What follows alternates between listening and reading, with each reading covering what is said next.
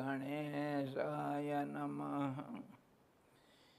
ॐ यतः सर्वाणि भूतानि प्रतिभान्ति स्थितानि च यत्रैव उपशमं यान्ति तस्मै सत्यात्मने नमः।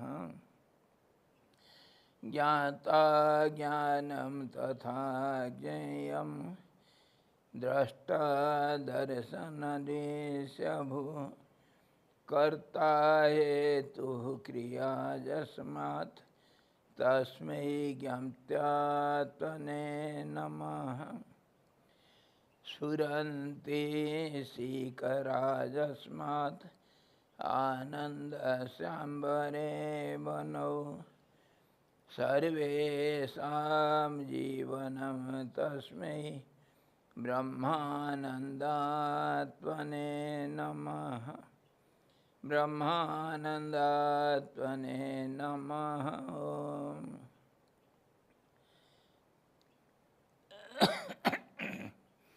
वेदोदधिं समुन्मथ्य ज्ञानरत्नं समुद्रितं येन तस्मै वसिष्ठाय गुरुणां गुरवे नमः। वशिष्ठ जी भगवान की जय। सद्गुरु भगवान की जय। सच्चिदानंद भगवान की जय। शब्द ब्रह्म की जय। सरस्वती महारानी की जय। योग वशिष्ठ जी भगवान की जय। हरि ओम।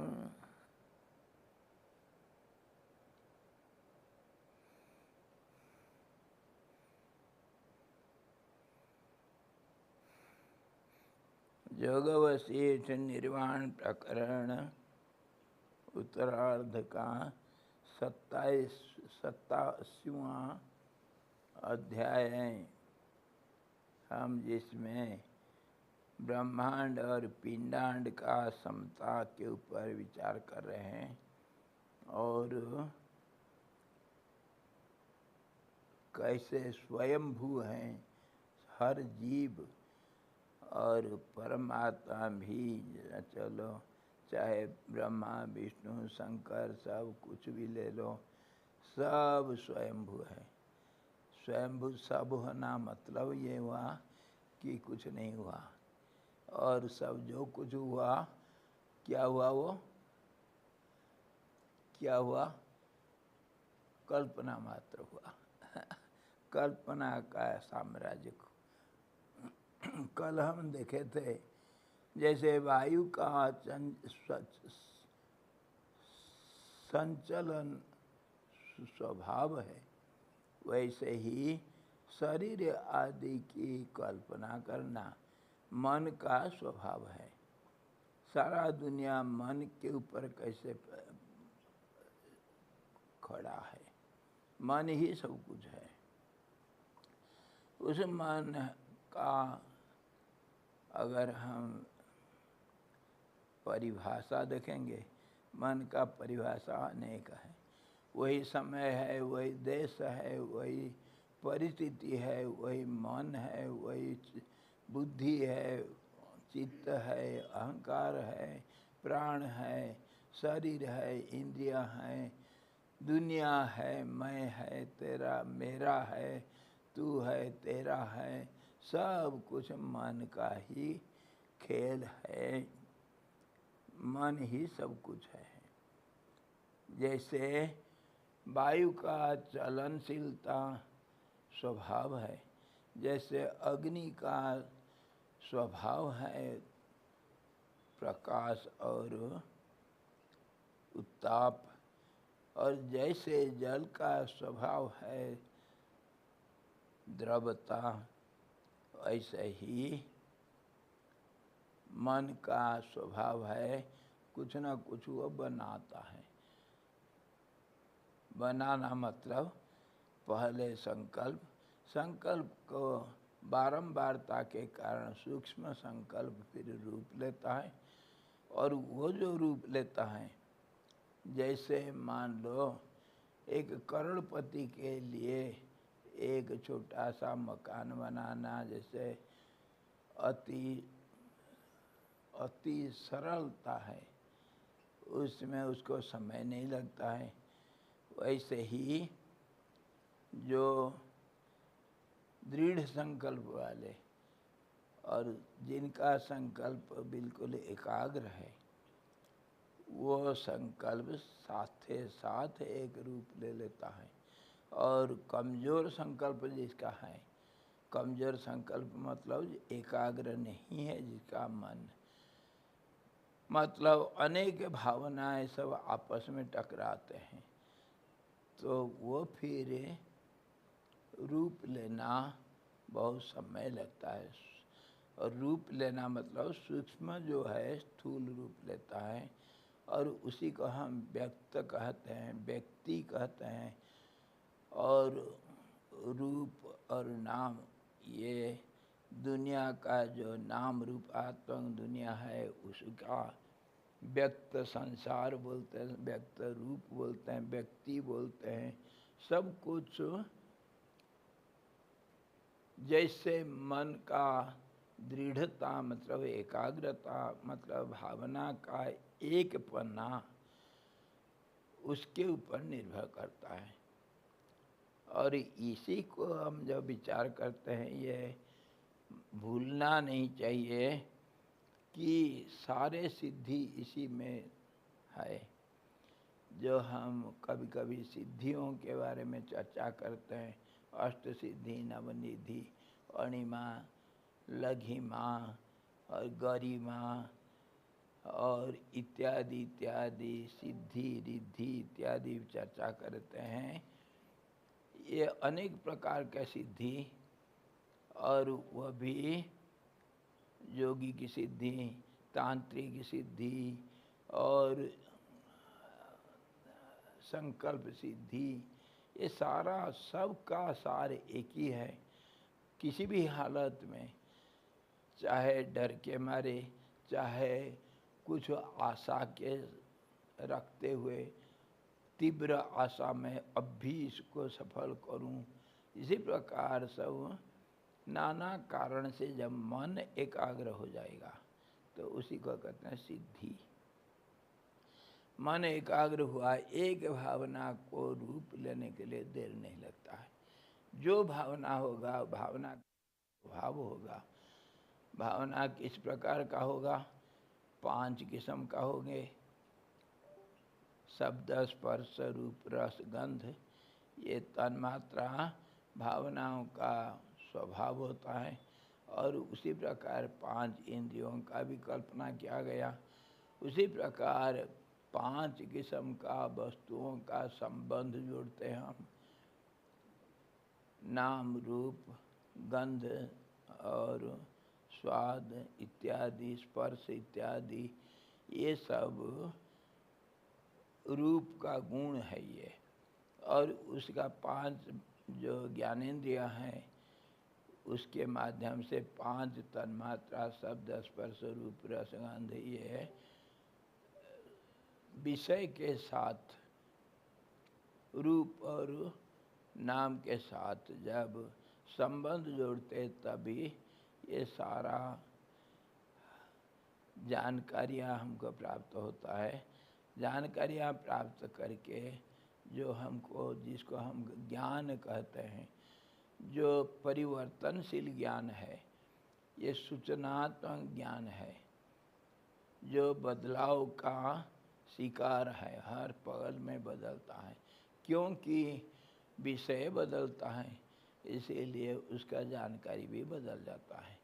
और ये सारा प्रक्रिया होता है किसके द्वारा? मन का द्वारा। वही मन 4 किस्म का, एक तो चित्त है। चित्त क्यों नाम, कैसे नाम पड़ा, हम कल देखे हैं। चित्त चिंतन करने से चित्त हुआ, और वो चिंतन किस प्रकार का होगा? एक अहम के रूप में होगा, तो उसका नाम अहंकार पड़ा। चित्तम वो जो भावना है मैं हूँ, पहला तो मैं होगा तभी तो मैं का विस्तार होगा। एक हो हम बहुश्याम, एक हूँ अनेक बदल जाऊँ, अनेक अनेक रूप ले लूँ, अनेक बहुश्याम प्रजा ये बहुश्याम भवेत, अथवा और श्रुति में क्या क्या कहा,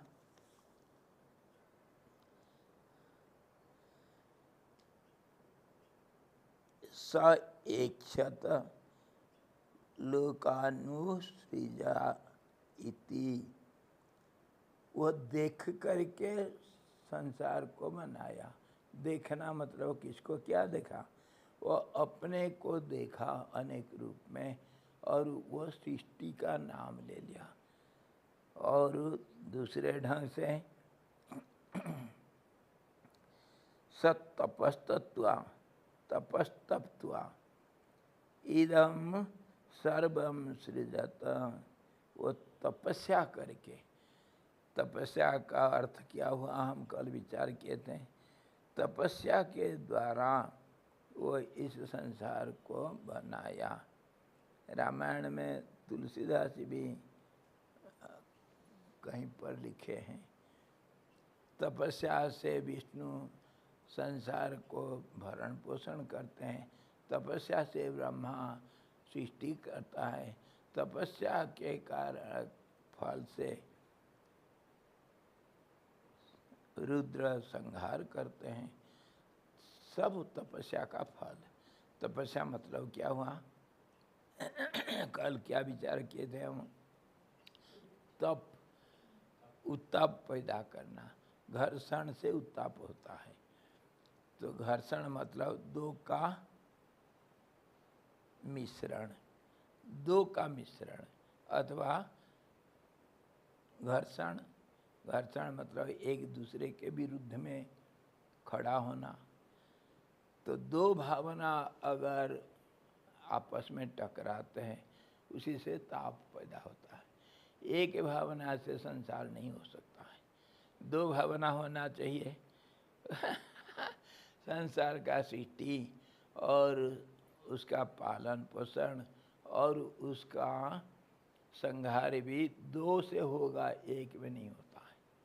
एक में कुछ नहीं होता है, एक तो बेकार का चीज है इसीलिए परमात्मा जिसको हम एक मानते हैं, द्वितीय नास्ति, उसको एक नहीं बोल करके अद्वैत बोलते हैं। द्वैत का कोई संभावना नहीं। क्यों नहीं है, मतलब एक अगर बोलोगे, पूर्वापर का संबंध नहीं होने से हम कुछ बोल नहीं सकते हैं।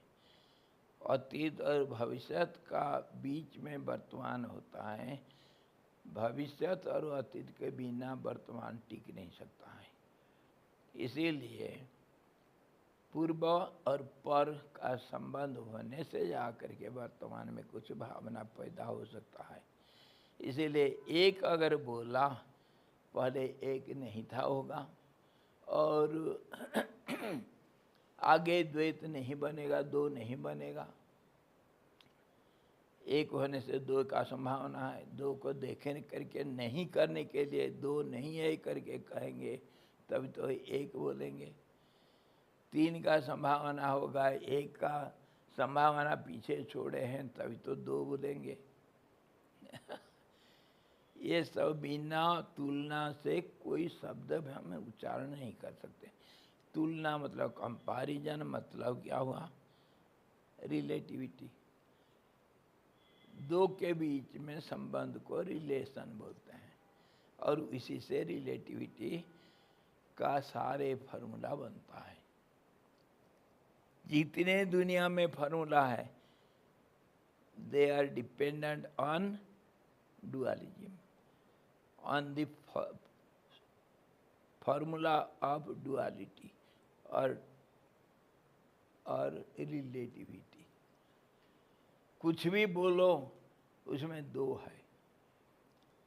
जो बोला नहीं जाता है उसी को हम कहेंगे एक, पर बोल नहीं सकते हैं एक। इसीलिए एक पना को निश्चित करने के लिए न दो नहीं, दो नहीं, अद्वैत बोलेंगे। और उसको आधुनिक भाषा में कहा गया, वैज्ञानिक भाषा में कहा गया, क्या कहा गया? Absolute singularity, where there is no possibility of the second. Absolute singularity, ऐसा भाषा को प्रयोग करना पड़ता है तभी निश्चित किया जाता है। तो इसी प्रकार दो का जब संभावना संघर्षण होता है तो एक दूसरे का, दो होने से एक दूसरे का विपरीत होगा। क्यों होगा? क्योंकि विषमता ही अनेकता का कारण। अगर समता होगा, पूर्ण रूप से समता होगा, तो फिर दो नहीं बन सकता है, वो दो एक ही हो जाएगा। ज्योमेट्री में हम करते हैं ना, एक त्रिकोण त्रिभुज का दूसरे त्रिभुज के साथ अगर दो भुजाएं परस्पर मतलब रिलेटिवली, जो दो भुजाएं दूसरे त्रिभुज का दो भुजा के साथ बराबर सर्वसम होगा, और उसके अंतर्गत कोण अगर दूसरे त्रिभुज के साथ अंतर्गत कोणे के साथ बराबर होगा, तो त्रिभुज दोनों सर्वसम होंगे। वो एक नहीं, दो नहीं रह सकते हैं, एक बन जाएंगे। ऐसे ही सारा दुनिया में अगर 100% सिमिलरिटी है तो फिर दो का संभावना नहीं है, वो एक हो जाता है। और थोड़ा बहुत विषमता हुआ, 19-20, 99-100 या 99-98 मान लो। जैसे हमारे पैसा का कारोबार होता है, पैसा का कारोबार रुपया का 100 पैसा है, तो रुपया का अगर 40 पैसा लेना देना करना है तो उसको छोड़ देते हैं। 50 से ऊपर अगर कुछ हुआ, 55 पैसा हुआ, उसको 1 रुपया मान लेते हैं, क्योंकि पैसा हमारे पास नहीं है, तो मान लिया गया एक। वैसे ही रिलेटिव वर्ल्ड में ऐसे ही व्यवहार होता है।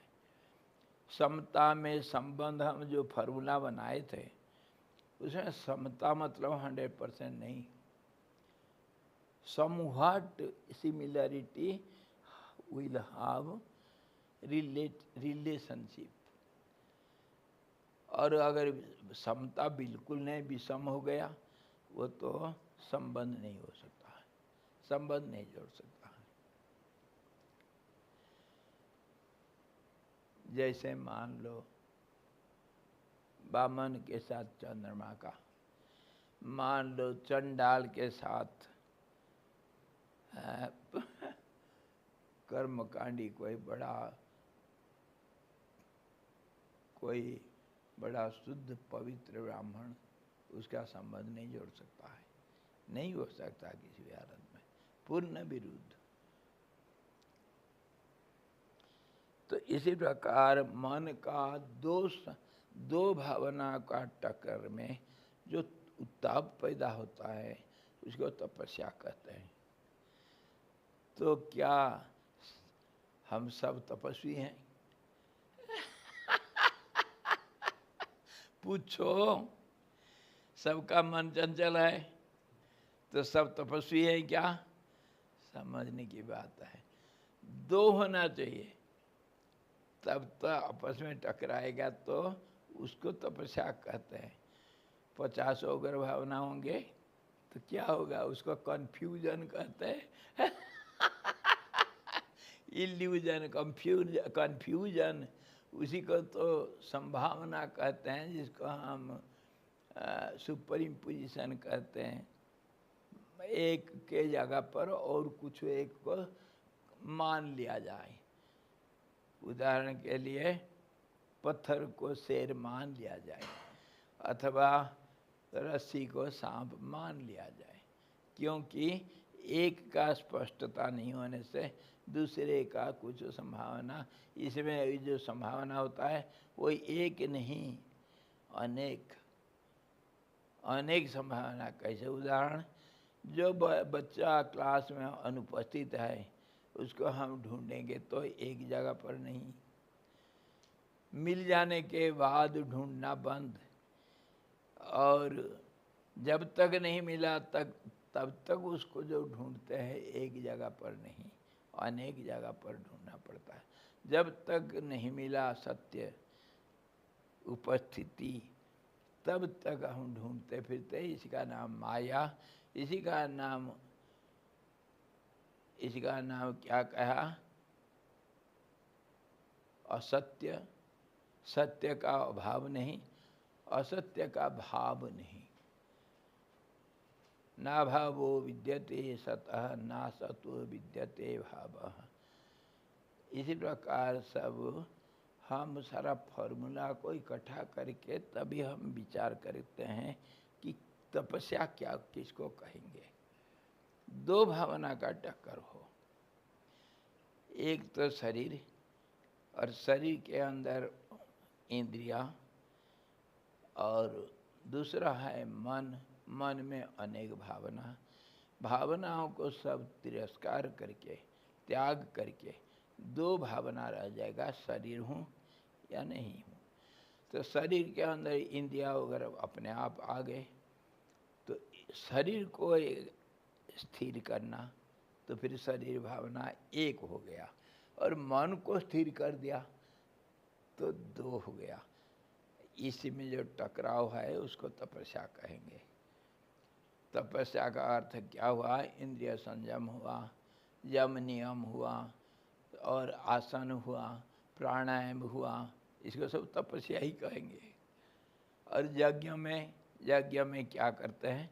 स्थूल को सूक्ष्म रूप बना करके हम सूक्ष्म जीवों को, देवताओं को मुहैया करते हैं, और उसके बाद वो जो सूक्ष्म चीज़ उसके बदले में देंगे उसको अग्नि के माध्यम से स्थूल रूप से हमको प्राप्त होता है। अग्नि नहीं होगा तो बारिश नहीं होता है। कैसे? अग्नि का क्या काम है भाई बारिश होने के लिए? भाप बनेगा, बादल बनेगा तभी तो बारिश होगा, और बारिश नहीं होगा सस्य नहीं होगा। तो पर्जनाद अन्न संभव, और जो कुछ हम आहुति देते हैं अग्नि में, यज्ञ में, तो वो स्थूल अन्न आदि जितना जो कुछ हुआ उसको सूक्ष्म रूप से देवताओं को मिलता है।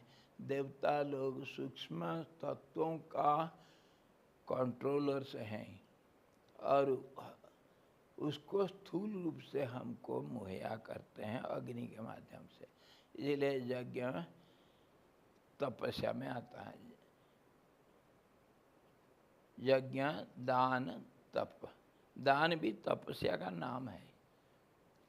जो मेरा है उसको त्याग करने से संघर्ष तो होता है।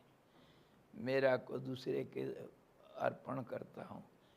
दान भी तप है, यज्ञ भी तप है। जानते हो, जब 4-4 घंटा 8-8 घंटा बैठते हैं पंडित जी लोग, आग के पास आसन बदलना नहीं चाहिए, तब तो मिलता है फल। जहाँ बैठे बैठे, और यज्ञ कुंड कितना होगा उसके चारों तरफ बैठे रहेंगे। अग्नि प्रज्वलित तो होता है तो क्या गर्मी लगेगा तुमको? तो उसको ताप पैदा होता है, और उसको शांत करने के लिए यज्ञ में जो बैठते हैं ना होता लोग, वो 4 घंटा 6 घंटा बैठेंगे, तो उस उत्ताप को शांत करने के लिए क्या करते हैं? घी पी जाऊं। घी घी वो गर्मी को, जहर को, विषमता को समता में लाने के लिए घी काम करता है। जैसे भी हुआ, ये सब तपस्या का रूप है। और ये तपस्या से ब्रह्मा भी सृष्टि रचना करता है और विष्णु सृष्टि को पालन पोषण करता है और रुद्र सृष्टि का संहार करता है। सब तपस्या का फल है। और वो तपस्या से क्या हुआ,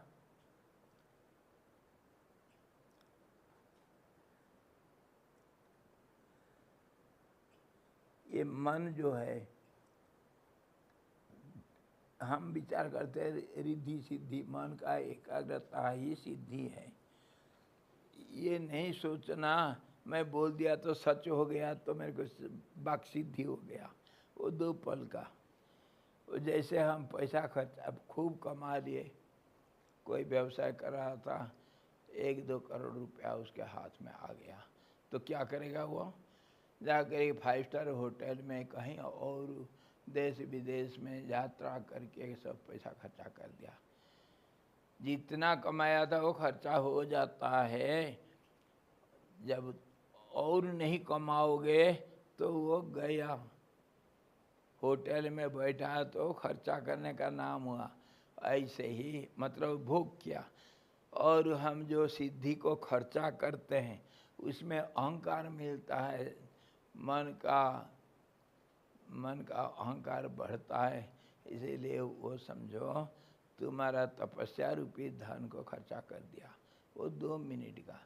मन जिसका एकाग्र हुआ उससे जो सिद्धि मिलती है वो कभी खत्म नहीं होता है। और वह मिलेगी ध्यान और समाधि से। समाधि जब पक्का हो गया, समाधि 24 मिनट से ज़्यादा होगा मन एकाग्र, तब उसको समाधि, टेक्निकली समाधि कहते हैं। और वह कम से कम 3 घंटा, और उसके ऊपर 7 दिन, 7 दिन का भी फिर बार बार होना, बार बार उसको दोहराना, तब पक्का होगा। तब मन का चंचलता फिर नहीं आता है। मन जो सोचता है वही हो जाता है। उसके लिए हमारा कहानी, जीवट की कहानी, जो सपने में जो बड़े योगी वह स्वप्न देखा तो 100 बन गया, जो देखा वो बन गया, शतरुद्र बना। और फिर ज्ञान प्राप्त करके 100 रुद्र बन के 100 ब्रह्मांड का मालिक बने। इसको कहते हैं सिद्धि, जो कभी खत्म नहीं होने वाला है। तो ये सब यज्ञ दान तप से मिलता है। तो मन का जो एकाग्रता, उसमें कुछ नहीं होता है, वो स्थिर हो जाता है। चंचलता सब नाम रूपों को तैयार करता है। चंचलता का फिर भी अनेक किस्म है। एक को 2 बनना और एक को अनेक बनना। तो उसमें अनेक बनने में चंचल मन ही मदद करता है। और वो भी अनेक किस्म का अनेक बनना है। ये जो सृष्टि क्रम को बताया, तपस्तप्त्वा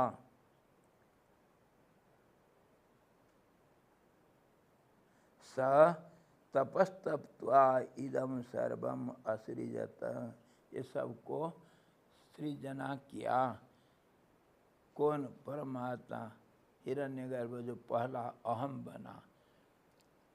तो तपस्या का अर्थ हम समझ रहे थे, तपस्या किसको कहते हैं। उस प्रकार ये सृष्टियों का जो बनाया, उस समय सृष्टि का श्रवण होने से एक क्षण के अंदर ही दीर्घकाल की कल्पना द्वारा क्रम की उत्पत्ति होती है। क्रम कैसा हुआ? जुगपत, अचानक, जो समग्र एक बार में, अथवा एक के बाद दूसरा। तो कैसा होगा? इसको कैसा हम निश्चय करेंगे कि संसार एक ही समय में सब कुछ हुआ या एक के बाद दूसरा हुआ? भगवान का, विष्णु भगवान का नाम है महाक्रम। महाक्रम मतलब अनंत सीक्वेंसेस, और एक को 2 करो, 2 को 4, 4 को 16 करो, ये ऐसे ही विभाजित होते जाएगा तो सृष्टि बढ़ते जाएगा। दूसरा एक के साथ दूसरा एक को जोड़ो, तीसरा एक बोलो, फिर तीसरा को 2 के साथ जोड़ो, ये बड़ा धीरे धीरे चलता है। इसको क्रम कहेंगे। ये जो क्रम है, ये क्रम पैदा कैसा होता है? एक क्षण के अंदर ही दीर्घ काल की कल्पना करना। कैसे होगा? समय के अंदर समय, एक पल के अंदर, एक निमिष के अंदर अनंत कोटि कल्पों का, युगों का कल्पना करना। एक संभावना है क्या? हो सकता है? इस समय का चाल, समय के ऊपर हम बहुत बार बहुत विचार करते हैं। समय का कोई एक परिभाषा नहीं है। समय किसको हम कहते हैं? भेद जो पैदा करता है, भेद को हम समय कहते हैं। भेद हुआ तो 1 2 में बन गया, तो एक को हम 2 जो कल्पना करते हैं, संबंध जोड़ते हैं और कल्पना करते हैं, गिनते हैं, उसको एक कल्पना को 2 बना दिया, तो उसी में संबंध स्थापित होगा। 2 का एक दूसरे के साथ संबंध, और कल्पना करना और कलना करना मतलब गिनती करना, उसी से समय का हम अनुभव करते हैं, उसी का नाम समय है। कलना नहीं है, कल्पना नहीं है, तो कोई समय नहीं है। कैसे? जैसे समाधि में, ध्यान में समय का कोई कीमत भी नहीं, समय पता नहीं चलता है। समय तो बदलाव में होता है, भेद पैदा करने में समय का अनुभव होता है। और वो जो भेद है, हम कितने बार विचार कर चुके हैं। अनेक प्रकार का मानसिक, जिस तरह जो मन जैसे सोचेगा उसमें ऐसे ही भेद पैदा होता है। इसीलिए समय का कोई निर्दिष्ट परिभाषा नहीं है। अनेकता का नाम समय है। एक जब 2 में बदला तब समय ही पैदा हो गया। तो संसार मतलब समय है, और देश भी है, और परिस्थितियां भी बन जाते हैं। बदलाव का नाम ये सब है। तो उसी को आप समझो, जो स्थिर है उसी के तो अंदर अस्थिरता है। स्थिरता के अंदर तो अस्थिरता है। उदाहरण, कोरे कागज के अंदर तुम्हारे मन में जो कुछ भी है वो सब कुछ कोरे कागज में है। जो सोचोगे वो निकल जाता है। इसी प्रकार स्थिरता में अनेक अस्थिरता है। जैसे जल के अंदर तरंगे हैं, बुदबुदे हैं, सब कुछ इसी के अंदर है। अस्थिरता का नाम ये सब है, और स्थिरता का नाम जल है।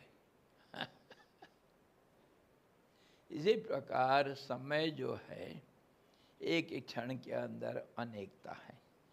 जो स्थिर है वही अस्थिर होगा, जो एक है वही अनेक में बदलेगा। आप 1 2 को छोड़ के 10 से कभी शुरू करते हैं क्या गिनती? कोई कभी किया है ऐसा? कोई गणित पंडित ऐसा कभी किया है?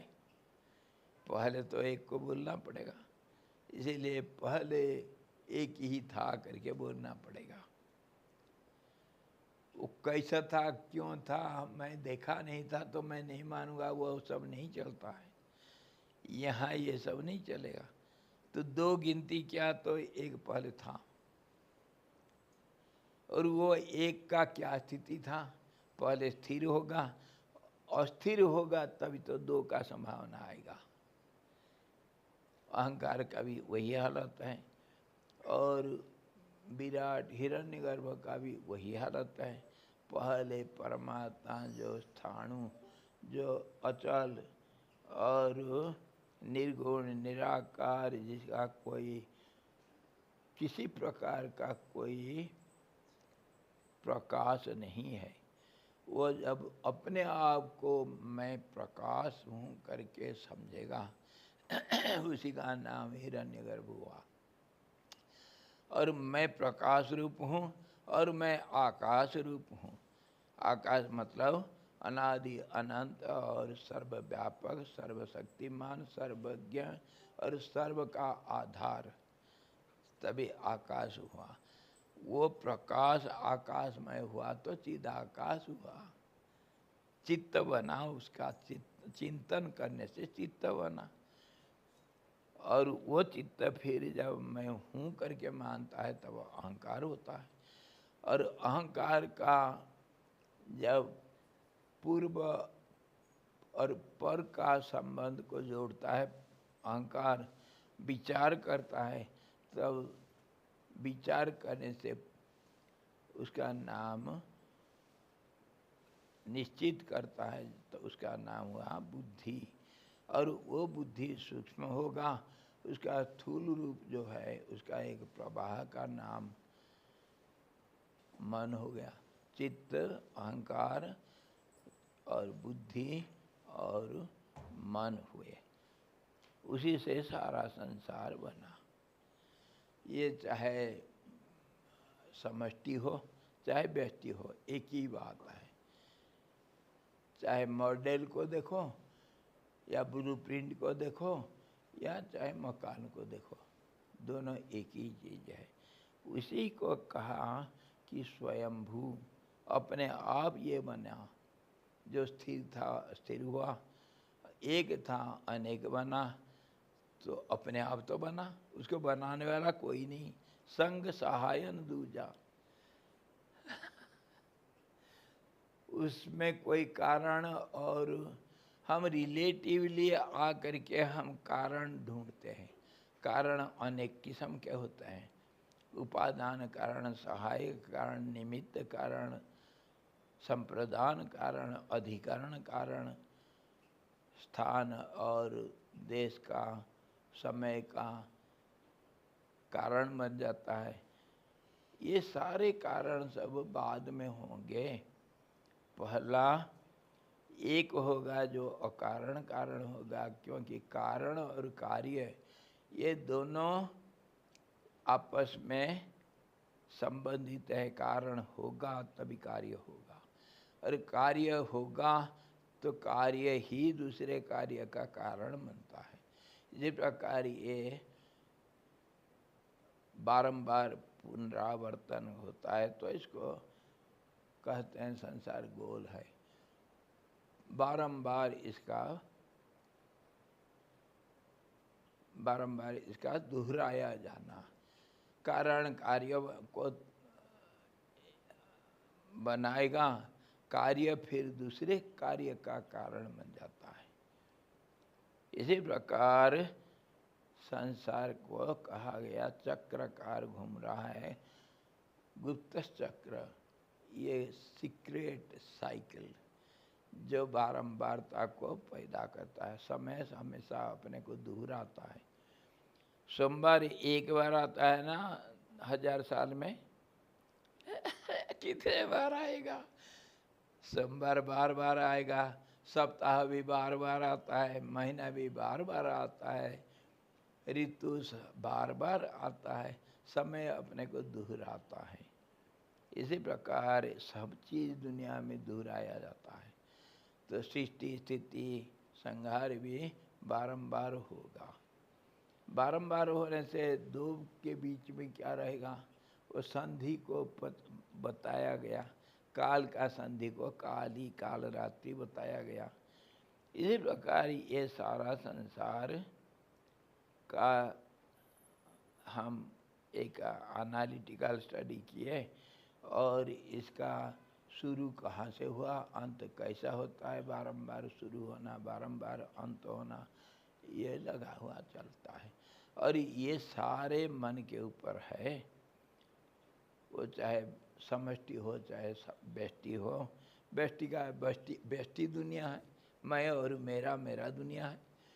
और समष्टि का मैं और मेरा, समष्टि जो हिरण्यगर्भ, जो ब्रह्मा नाम दिया सृष्टिकर्ता के रूप में, वो अपना शरीर को ही सृष्टि मानता है, अपने आप को देखता है। तपस्या किया और सृष्टि किया अनेकता का कल्पना किया तो अनेक बन गया वो।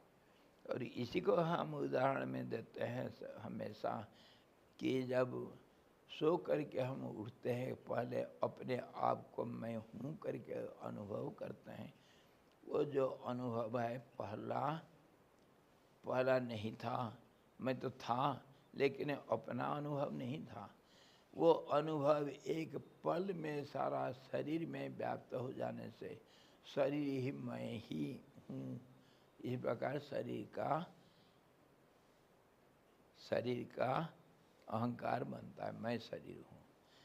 और फिर मैं प्राण हूँ, मैं मन हूँ, मैं इंद्रियाँ हूँ, इत्यादि इत्यादि सब चलता रहेगा। अनेकता का विचार होगा। व्यष्टि में भी यही पहले जो स्थिरता था हृदय के अंदर, सुषुप्ति में, अथवा सुषुप्ति में हमको होश नहीं रहता है, परंतु ध्यान में हमारा होश रहता है। होश रहता है मतलब अनुभव रहता है कि मैं हूँ, परंतु उसको प्रकाशित नहीं कर सकता है। आप इसमें फिर बार बार प्रश्न करना चाहिए। ध्यान में देखते हैं कैसे? ध्यान में देखते हैं मतलब ध्यान एकाग्रता का नाम है, और एक भावना जब तक रहेगा उसको भी ध्यान कहते हैं। एकाग्रता के बाद उसका ज़्यादा समय तक स्थिरता रहेगा, उसको टेक्निकली कहते हैं 24 सेकेंड तक तो कंसंट्रेशन कहते हैं, एकाग्रता। 24 सेकेंड के बाद अगर एकाग्रता रहा तो उसको ध्यान कहेंगे, और 24 मिनट के बाद अगर वो एकाग्रता रहा तो उसको समाधि कहते हैं। एक कल्पना किया गया, एक उसको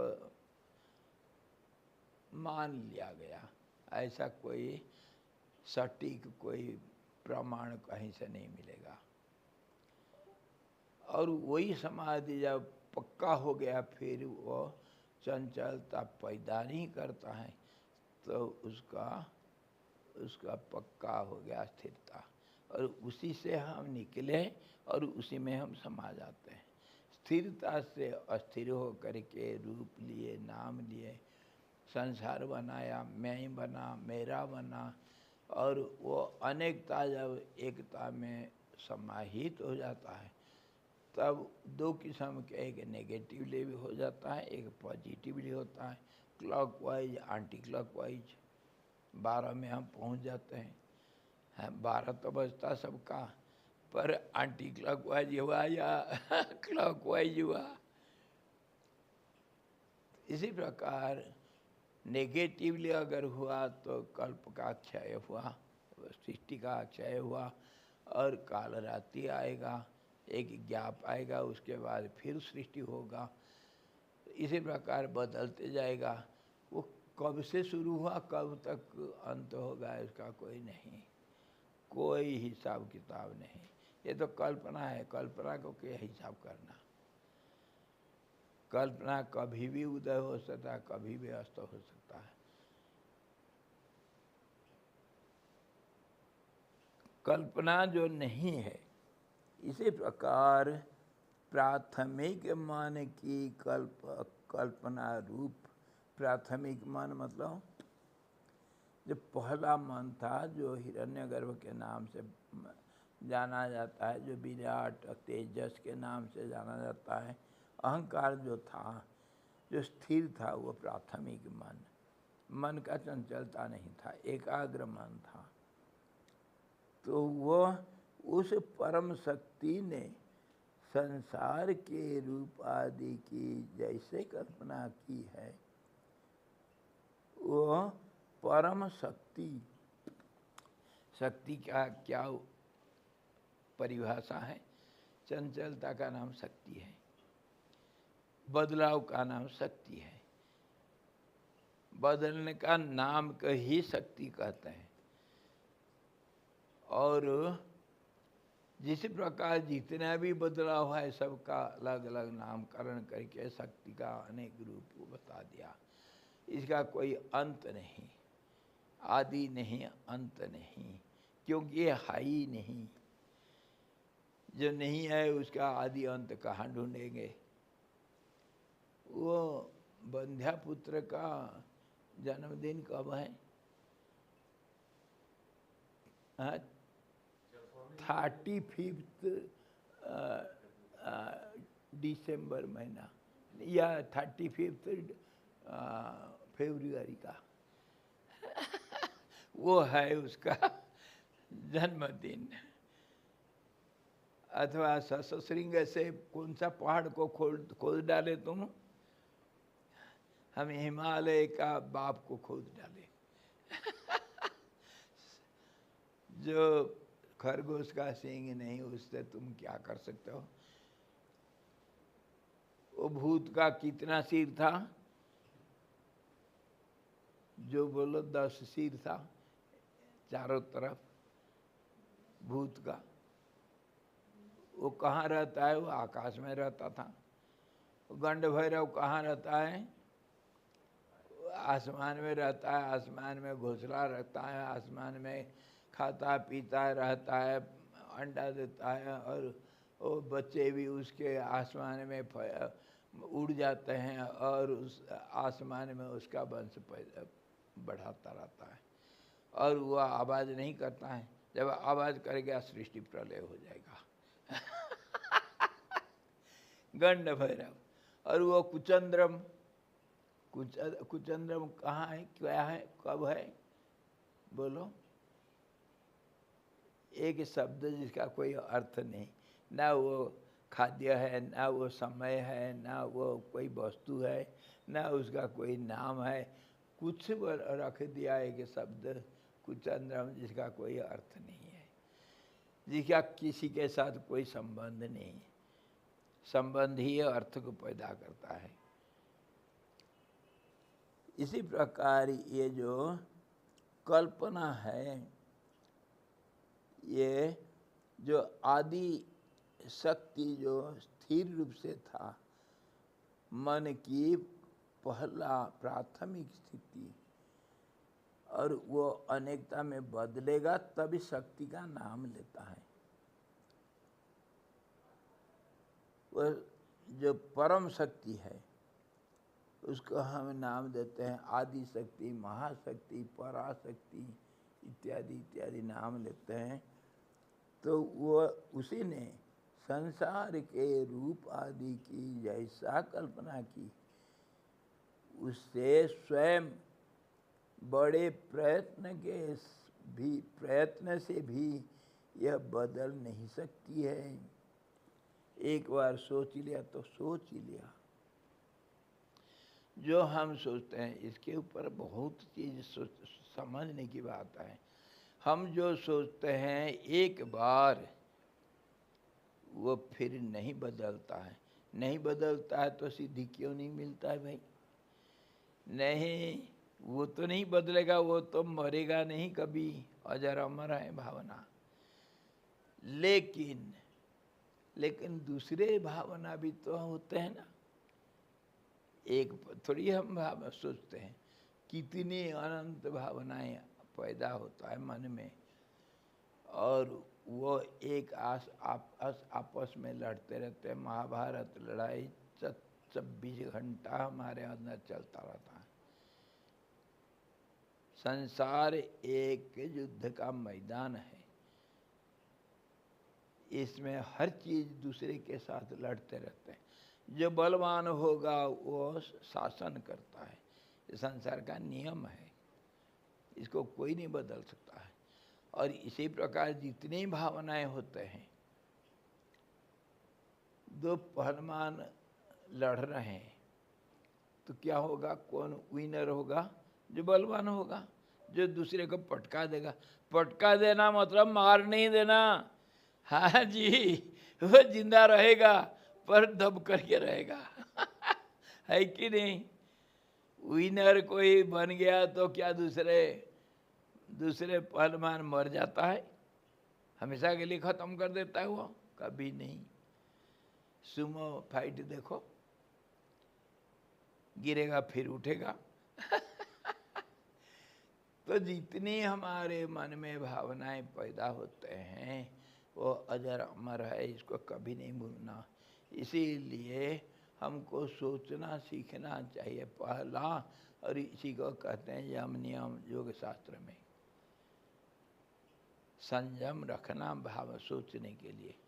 और वो सोच कैसे होता है? मात्रा स्पर्श से। मात्रा जो शब्द स्पर्श रूप रस गंध 5 मात्रा है, वो विषय के साथ जब संबंध जोड़ते हैं तब भावना का गति होता है, और जाना आना, बाधा प्राप्त करके फिर वापस आना, वापस आ करके फिर वो जानकारी को इकट्ठा करना। इसी प्रकार हम जो भावनाओं का अनेकता को पैदा करते हैं, एक तो पल भर के लिए संबंध जोड़ता है और दूसरे फिर बदल जाता है, इसीलिए भावनाओं का अनंतता चलता रहता है। लेकिन जो हमारे पास एक बार जो भावना बना और जिसमें जो रंग चढ़ा, मतलब जो जानकारी को मिला, वो इसी प्रकार हमेशा रहेगा। इसलिए चित्त जो है योग शास्त्र में ये अनंत वृत्तियों का एक समष्टि है जो कभी नाश नहीं होता है। नाश नहीं होता है तो आप चित्तवृत्ति निरोध किसको कहे? पूछो ना।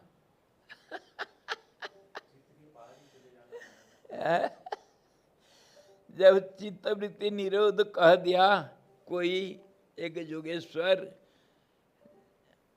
तो फिर वृत्ति का नाश नहीं होता है करके कैसे कहता हूं? जैसे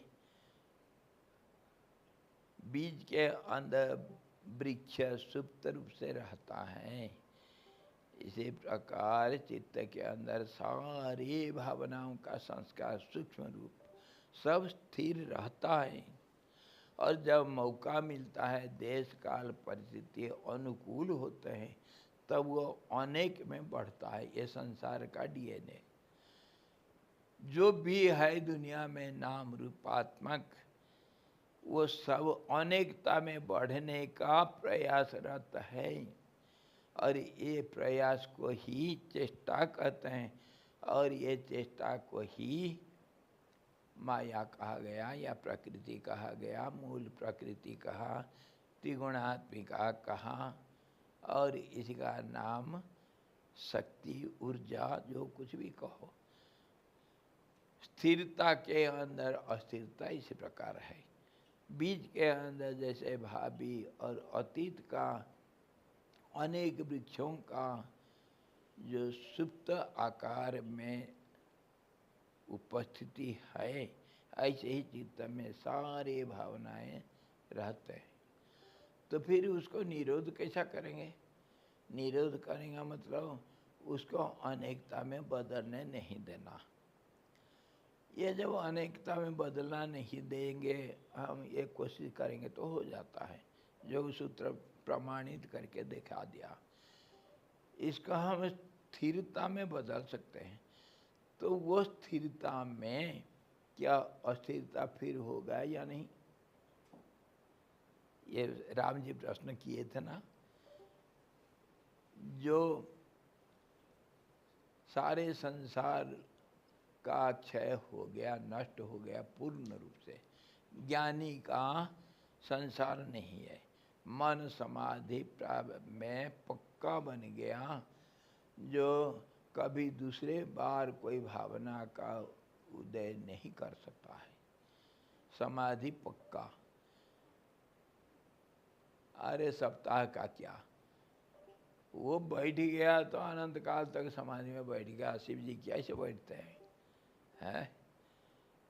जोगी लोग बैठ जाते हैं, युग बदल जाता है, वो समाधि में रहते हैं। तो फिर क्या, ऐसे ज्ञानी लोग, उनके लिए संसार नहीं, मतलब मन का चंचलता नहीं है। वो सारे संसार को एक दृष्टा के रूप में, खाली छाया के रूप में, प्रतिबिंब के रूप में देखते रहते हैं। उनके मन में इसके प्रति कोई आसक्ति नहीं रहने से मन का चंचलता नहीं रहता है। वो सिर्फ एक दृष्टा के रूप में रहते हैं। तो फिर उनको हम कहते हैं वो मुक्त हो गए। मुक्त हो गए मतलब बंधन नहीं है उनका। बंधन मतलब ये अनेकता में जो आसक्ति, उसी को बंधन कहते हैं। आसक्ति नहीं, ज्ञानी के लिए दुनिया नहीं है, और उनको मुक्ति मिल गया, मतलब कैवल्य मुक्ति मिला, मतलब परमात्मा में एक बन गए। कैसे? जैसे एक बूंद बूंद फट करके जल रूप ले लिया, तो फिर वो संसार रूप लेगा या नहीं लेगा। हम जो एक भावना के ऊपर विचार करें ना, वो विनाशी है या अविनाशी है भावना? क्या होगा? क्या उत्तर दिए वशिष्ठ जी? राम जी का यही सवाल था। क्या उत्तर दिए बताओ? हम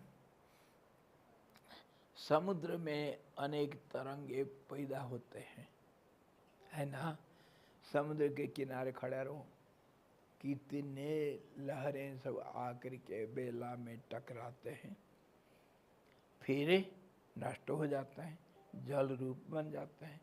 दूसरा जो लहर आया, एक लहर तो खत्म हो गया, दूसरा जो लहर आया वो कौन था? कौन सा जल था? बताओ। यही उदाहरण तो दिए थे। एक बूंद बूंद फट करके जल बन गया, वहीं पर दूसरा बूंद बूंद पैदा हो गया। कौन सा जल वो बूंद बूंद में आया? घड़ा, एक खाली घड़ा में रखा था बाहर, वो कोई बच्चा आकर के तोड़ दिया, फिर मैं जाकर के दूसरा घड़ा वहीं पर रख दिया। वो जो पहला घड़ा का अंदर जो आकाश था, वही आकाश इसी घड़ा में प्रवेश किया या और दूसरा आकाश? बोलो। कुछ नहीं बोल सकते, क्योंकि आकाश सर्वव्यापक होने से वो उसका प्रवेश और बहिर्गमन कुछ होता ही नहीं, सर्वव्यापक होने के कारण। सब सर्वत्र सब हालत में उपस्थित रहता है वो। इसी प्रकार परमात्मा में कैवल्य मुक्ति पाने के बाद फिर उसका आगमन होगा या नहीं होगा, ये सवाल करना मूर्खता है। ऐसा सवाल नहीं करना राम। इसका कोई उत्तर नहीं है, समझे? इसी को कहते हैं अति प्रश्न। क्योंकि जो स्थिरता है वो परमात्मा का नाम से, परमात्मा परम ब्रह्म, जो कुछ नाम दो नाम नहीं है उसका, वो स्थिरता सदा सर्वदा अनंत अनादि सर्वव्यापक सर्वज्ञ और सर्वशक्तिमान होने से उसका कोई उदय अस्त नहीं होता है। उदाहरण दूसरे भी दिए। धरती के ऊपर हम बैठे हैं तो हमारे सूर्य का उदय अस्त होता है, और अच्छा,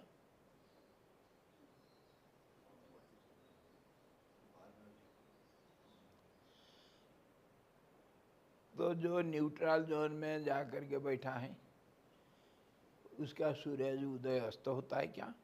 दिन रात होता है क्या? है? उसका प्रकाश और अंधकार होता है क्या? ना प्रकाश ना अंधकार, कुछ नहीं होगा।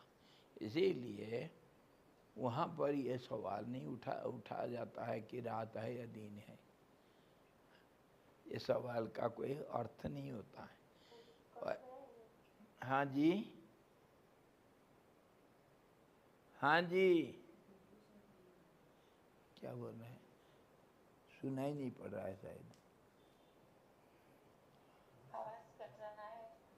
आवाज कट रहा है। हाँ जी,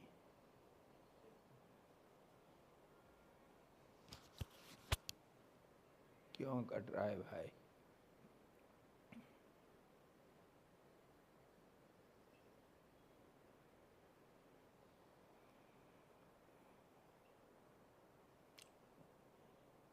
इधर थोड़ा देखो, ये क्या दिखा रहा है?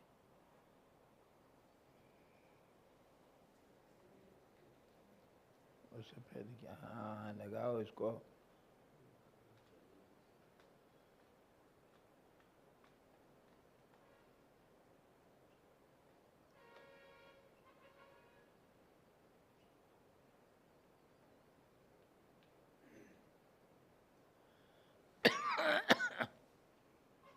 कट गया फिर। अरे यार,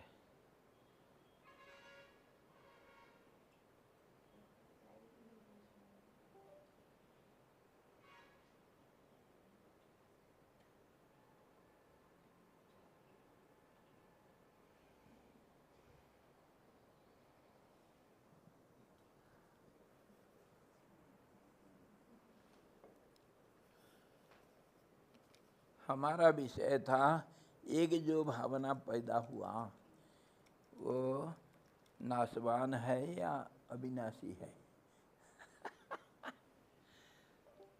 भावना हम किसको कहते हैं? स्थिरता में अस्थिरता को, है ना? तो वो अविनाशी है विनाशी है? बोलो। इसीलिए तो ये समुद्र का लहर के बारे में विचार किए हम। भावना अविनाशी है या विनाशी है? बिल्कुल। तो ये मत सोचो, और रिलेटिवली भी उसका अस्तित्व रहता है, अस्तित्व रहेगा। जैसे और एक विषय बहुत दिन से चर्चा नहीं हुआ, इसको भी समझो।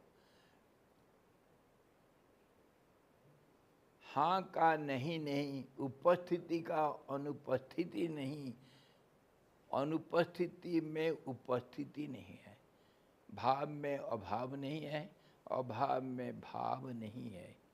इससे क्या हम समझते हैं? भाव सदा सर्वदा है, अभाव का अभाव सदा सर्वदा है ना? बच्चा क्लास में नहीं है मतलब मर नहीं गया, वो है, पर उसको हम नहीं देखते, इसलिए उसका अभाव को हम महसूस कर रहे हैं। और वो अभाव सदा के लिए अभाव है। और भाव जो है जहाँ हमको मिला वो सदा के लिए मिला। बच्चा है, बच्चा मरा नहीं, लेकिन क्लास में नहीं होगा, दूसरी जगह पर तो है ना। इसी प्रकार भावना जो हम पैदा करते हैं वो भावना रिलेटिवली भी हैं, पर उसको हम इस्तेमाल नहीं करते हैं, उसका अनेकता में बढ़ोतरी नहीं होती है। जो कुछ भी हुआ ये रहता है, ये आधुनिक वैज्ञानिक लोग भी मानते हैं। और हमारा जो पूर्वज वैज्ञानिक लोग रिसर्च करके ये कहे, भावना का नाश नहीं होता है।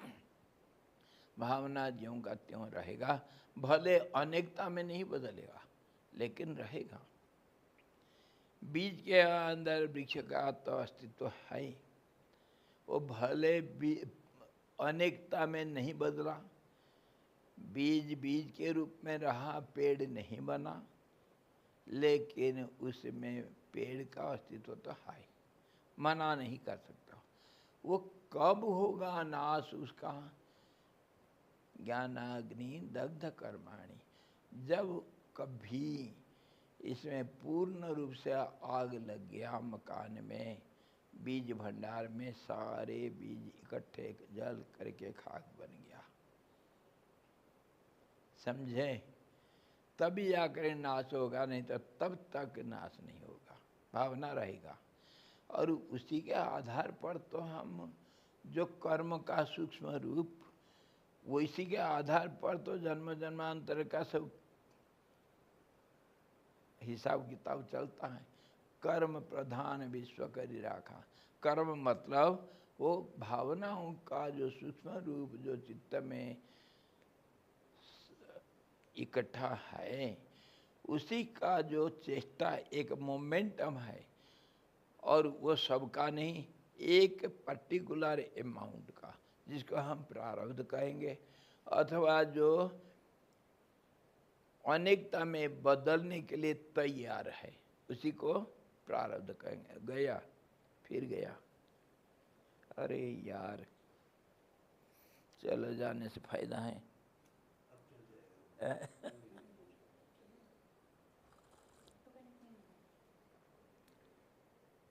क्या करते हो यार?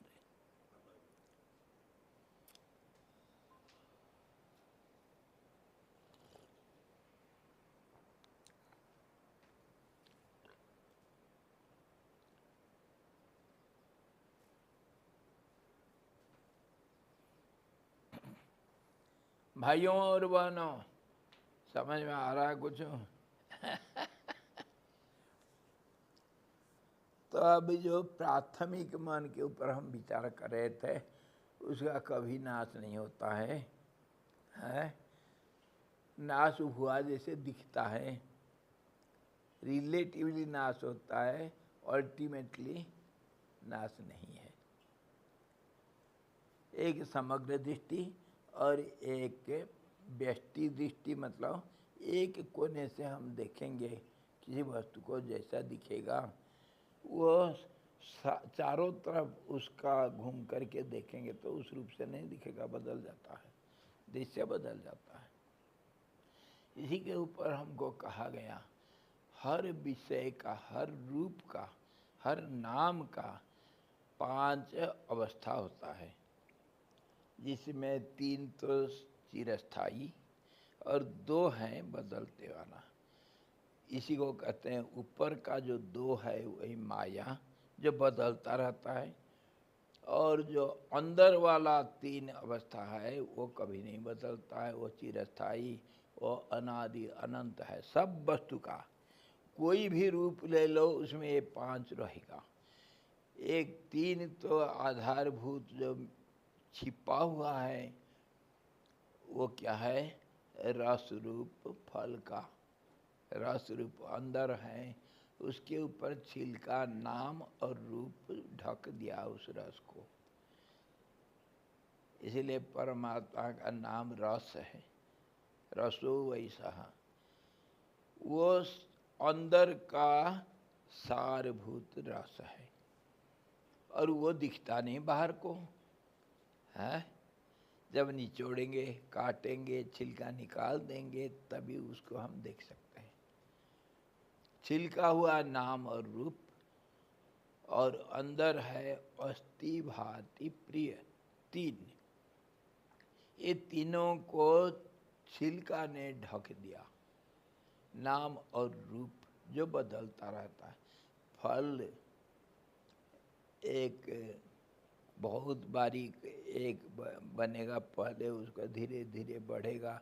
सब चीज़ का ऐसे ही होता है, पुष्टिकरण और उसका स्थूलता प्राप्ति, हर चीज़ का, बीज का भी, फल का भी, मनुष्य का भी, पक्षी का भी, सब जितने नाम रूप है सब सूक्ष्म पहले बनेंगे, एक पिंड बनेगा, वो पिंड का बढ़ोतरी में फिर अनेकता का सृष्टि होगी।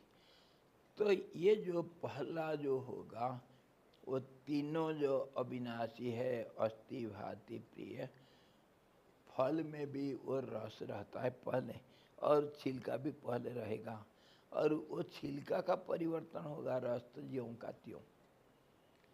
दूसरा उदाहरण, कभी फल पकेगा, रंग बदलता है, सब कुछ बदलता है, नाम रूप वही रहेगा, पर बदलता हुआ भी नहीं बदलेगा। आम तो रहेगा, आम छोटा रहेगा, फिर बड़ा बनेगा, फिर पेड़ में हृष्ट पृष्ठ बन जाएगा, पेड़ में पकेगा, पकने के बाद फिर और भी पकेगा, फिर कभी समय आएगा वो जो पेड़ को छोड़ कर नीचे गिरेगा। तो इसमें समय लगता है, लेकिन उसका रस तो ज्यों का त्यों हमेशा। आम तो आम हमेशा रहेगा। बच्चा मैं था कभी, मैं किशोर बना, मैं युवक बना, मैं उम्रदाज बना, मैं बूढ़ा बना, मैं रोगी बना, मैं इंजीनियर बना, मैं टीचर बना, मैं ग्राहक बना, मैं एक्टर बना, मैं घर का मालिक बना, किसी का भाई बना, किसी का बाप बना, किसी का बेटा बना, कुछ कुछ बनता जा गया, लेकिन मैं कभी नहीं बदला। मैं तो अंदर रखा। वो जो नहीं बदलने वाला, जो सारभूत केंद्रीभूत जो स्थिति है, उसी को आत्मा कहते हैं, और वो नहीं बदलता है, और उसका जितने सब परिवर्तनशील नाम रूप और सब बदल जाता है, क्रिया कर्म इत्यादि इत्यादि सब कुछ बदलेगा, लेकिन वो केंद्रीभूत जो सार तत्व है वो कभी नहीं बदलता है। इसी रूप से संसार को समझना है और नहीं भी है के अंदर नहीं है, नहीं के अंदर है भी है। कैसे? जो स्थिर है उसी के ऊपर अस्थिरता, वो स्थिरता को ढक दिया है।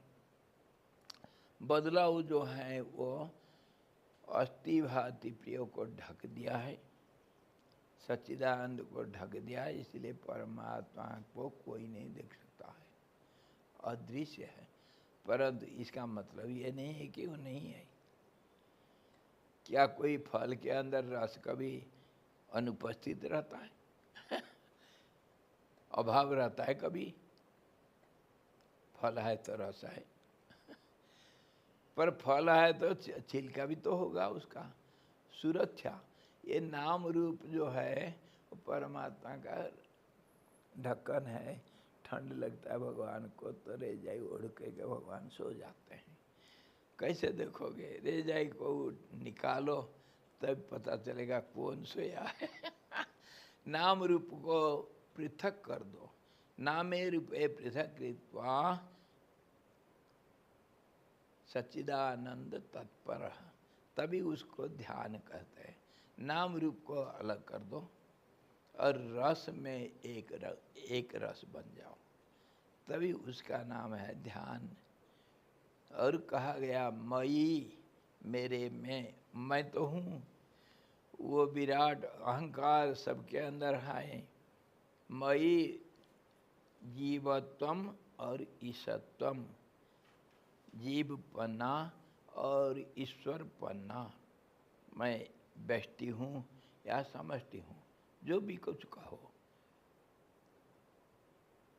जीवत्वम ईशत्वम कल्पितम वस्तु तो नहीं, वास्तविक नहीं है, ये तो कल्पना मात्र है, मात्र कल्पना, और सचमुच नहीं है। इति यह विजानाति, जो विशेष रूप से अनुभव रूप से जानता है कि मेरा नाम रूप मैं नहीं हूँ, ये बदलता रहता, हर पल में बदलता है। घर का नाम पप्पू है तो स्कूल का नाम और कुछ, दोस्तों ने और कुछ बोला, हमारे स्कूल में और कुछ नाम पड़ गया, खेल मैदान में और कुछ नाम पड़ा। फुटबॉल खेले कौन सा पोजीशन में है? क्या? सेंटर। अच्छा, मैं सब पोजीशन में खेला, जो नहीं होगा उसी का पोजीशन मैं ले लेता हूँ। गोलकीपर भी रहा, सेंटर फॉरवर्ड रहा, हाफ बैक रहा, और सब राइट इन और लेफ्ट इन सब कुछ रहा। तो ऐसे ही अहंकार सब रूप ले लेता है, लेकिन मैं तो कभी बदलता नहीं, वो तो रहेगा। इसी प्रकार ये जो समझेंगे, अगर अस्तित्व में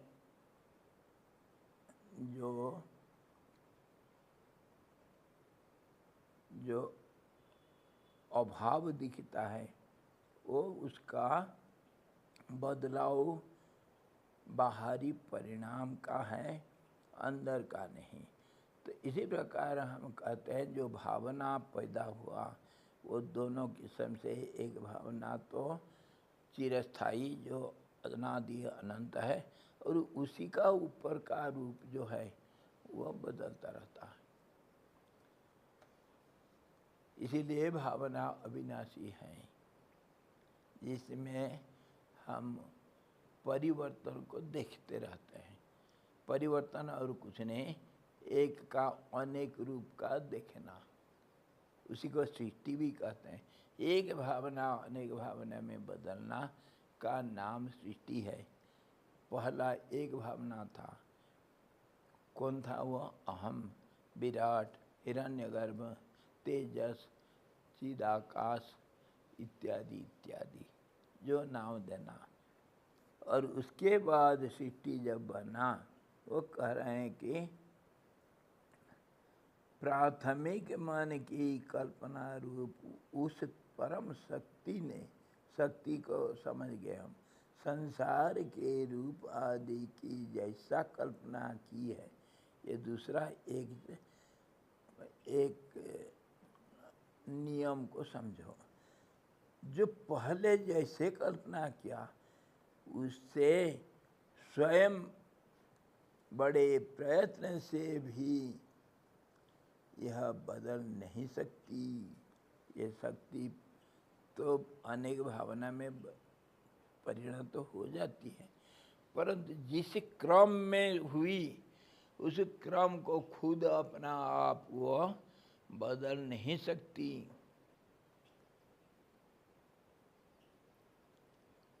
इसका मतलब क्या हुआ?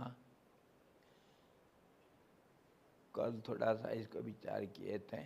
इसका पूर्व पर संबंध को लिए इसीलिए कि इसको पक्का समझ में आएगा।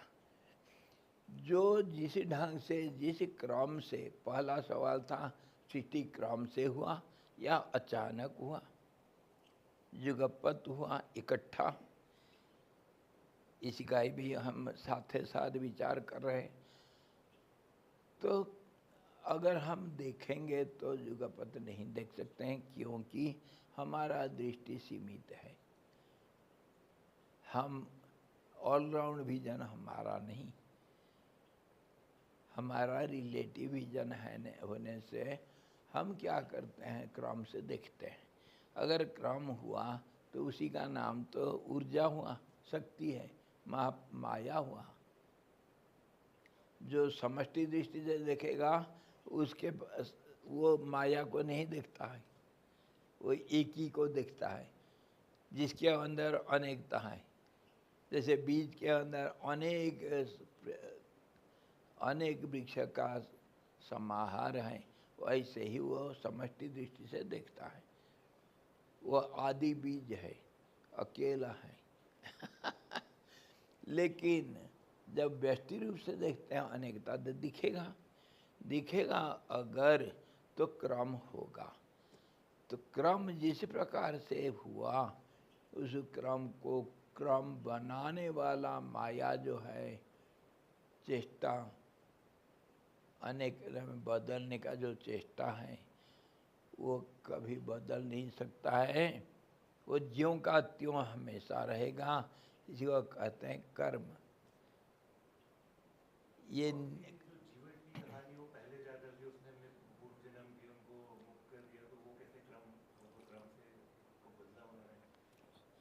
ज्ञान में कोई क्रम नहीं ना, बताया।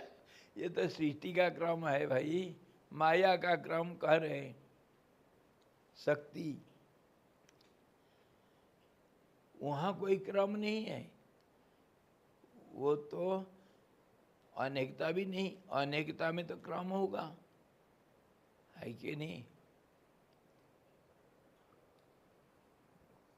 आप एक वृत्त खींचो, उसके लिए क्या क्या चाहिए आपको? एक पहले सेंटर चाहिए, उसके ऊपर रख करके किसको? कंपास को। वृत्त क्या एक ही बार में हो जाएगा? धीरे धीरे तो होगा। तो उसका क्रम है, भले वो क्रम पूरा हो जाने के बाद हम कहाँ से शुरू हुआ कहाँ अंत हुआ हम बोल नहीं सकते हैं।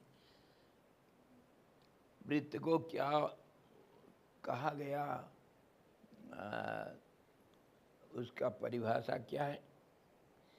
एक बिंदु का, एक डॉट का लगातार दिशा पर परिवर्तन करता हुआ गति का गति पथ को वृत्त किया गया। लगातार दिशा परिवर्तन करता हुआ, गति करता हुआ गति पथ को वृत्त कहते हैं। तो वो वृत्त तो वृत्त है, उसमें पुनरावर्त हमेशा चलता रहता है। कहाँ से शुरू कहाँ से शेष है कोई नहीं बोल सकता है। इसी प्रकार संसार को मान लो। तो इस प्रकार जो हम विचार कर रहे हैं, तो कल्पना का तो कोई एक प्रक्रिया होगा, उसको क्रम कहते हैं। वो क्रम को फिर बदल नहीं सकते हैं, कोई नहीं बदल सकता है। इसी को कहते हैं जो कर्म कहते हैं और कर्म फल कहते हैं, और इसका नाश कभी नहीं होगा, कर्म और कर्म फल का। इसीलिए कहा गया कर्म ही जीवन का आधार रूप, कर्म ही जीवन का मापदंड।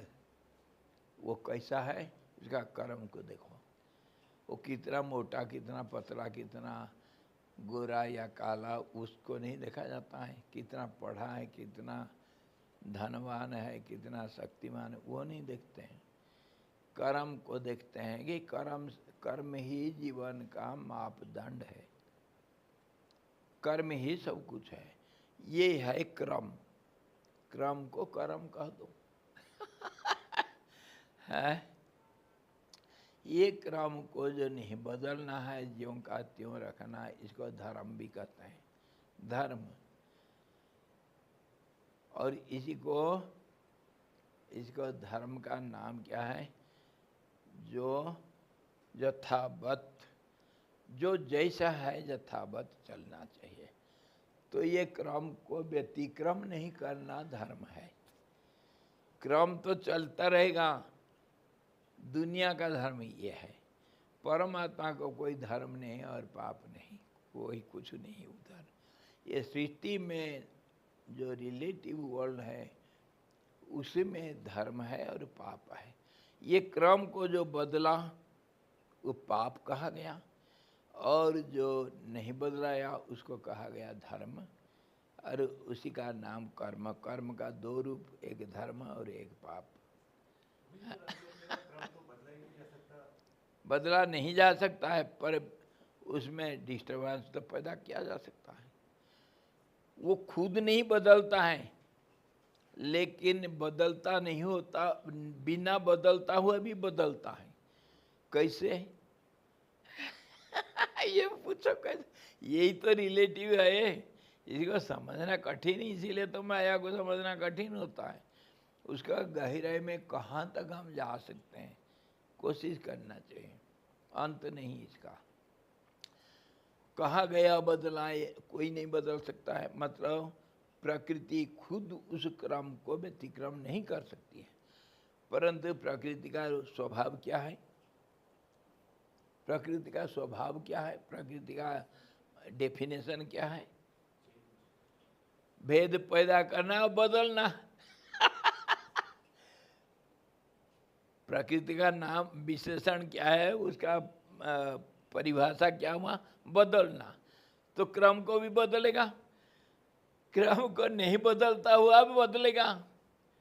यही तो रिलेटिविटी भाई। समय को नहीं देखा, एक अणु के अंदर, एक निमेष के अंदर अनंत कोटि कल्प निहित है, और स्थिरता के अंदर अस्थिरता है ही। तो क्रम के अंदर व्यतिक्रम है। इसी को प्रकृति कहते हैं, इसी को कन्फ्यूजन, इल्यूजन, जितने जन्स है सब, सारे जन्स यही पैदा हो गए। इसीलिए तो चक्कर में डाल देता है। इसमें कैसे रिलेटिविटी, इसी का नाम है, एक के अंदर दूसरे का कल्पना। उसमें कैसा है, ये एक है, इसमें कोई गुण नहीं, कोई विशेषण नहीं, कोई नाम नहीं, कुछ नहीं। दो हुआ तो इसमें कितने कितने कन्फ्यूजन शुरू होता है। देखो संबंध कैसा नहीं होगा, कैसे होगा। ये छोटा है तो तभी तो ये बड़ा होगा। ये बड़ापना जो है, बड़ापना के अंदर छोटापना है, इसी को रिलेटिविटी कहेंगे। नहीं तो एक है तो न छोटा है न बड़ा है। ये जो बड़ा हुआ उसका छोटापना को देख करके तो बड़ा बना। कंपैरेटिवली, रिलेटिवली बड़ा है। अगर रिलेशन नहीं है तो बड़ा नहीं है, छोटा नहीं है ना। तो ये इसके बड़ापना के अंदर ही छोटापना है, और इसी से भय होता है। द्वेताद भयम भवति। जो छोटा है वो बड़ा बन सकता है, जो बड़ा है वो छोटा भी बन सकता है, जो छोटा है वही तो बड़ा बनता है। इसलिए सब में सब संभावना है। समझ में आया? रिलेटिविटी किसको कहते हैं?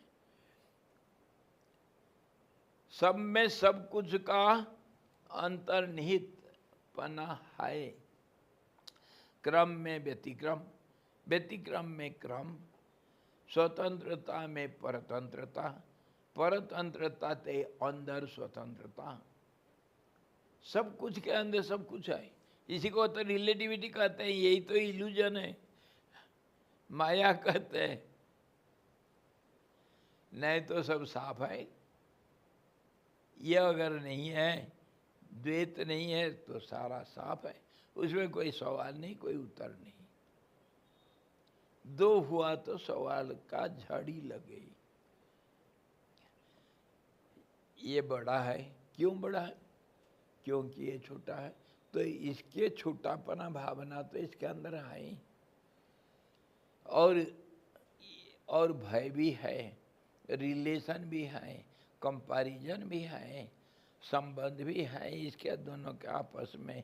और वो संबंध बराबर बदलते जाता है। और इसके अंदर एक व्यवधान है जिसको हम संधि कहते हैं। तभी तो दो बनेगा, नहीं तो नहीं बन सकता है। जब दो बना फिर तीन बने का संभावना भी है। कि तीन ने इसके अंदर कॉम्प्लिकेसी खड़ा हो जाता है, कोई ठिकाना नहीं।